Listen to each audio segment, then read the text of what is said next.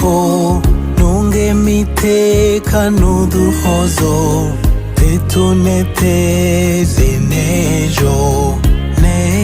bundi ungezeyo shenge we mwiza wanjye nzajya nguhimba utuzina tuzira inenge mu mvugo